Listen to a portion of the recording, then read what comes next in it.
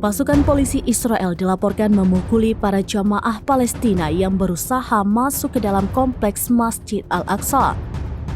Para jamaah Palestina ini berusaha masuk ke Masjid Al-Aqsa untuk melaksanakan sholat tarawih pada bulan suci Ramadan.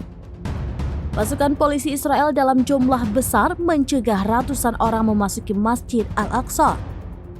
Israel hanya mengizinkan wanita dan pria berusia di atas 40 tahun yang bisa masuk Masjid Al-Aqsa. Dikutip dari The New Arab, mereka yang dilarang masuk terpaksa melaksanakan sholat tarawih di luar halaman kompleks masjid. Menteri Luar Negeri Yordania, Ayman Safadi, memperingatkan pada hari Senin bahwa pembatasan yang diberlakukan oleh Israel terhadap akses jamaah Muslim ke kompleks Masjid Al-Aqsa mendorong situasi menjadi ledakan. Yordania memiliki hak asuh atas situs-situs suci Yerusalem termasuk Al-Aqsa. Dalam sambutannya di media pemerintah, Safadi mengatakan negaranya menolak langkah Israel yang mengumumkan untuk membatasi akses ke tempat suci tersebut selama Ramadan dengan alasan kebutuhan keamanan mengingat perang yang sedang berlangsung di Gaza.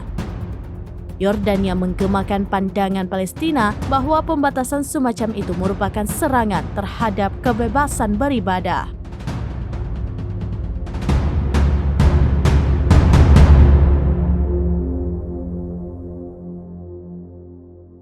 Download Tribun X sekarang, menghadirkan lokal menjadi Indonesia.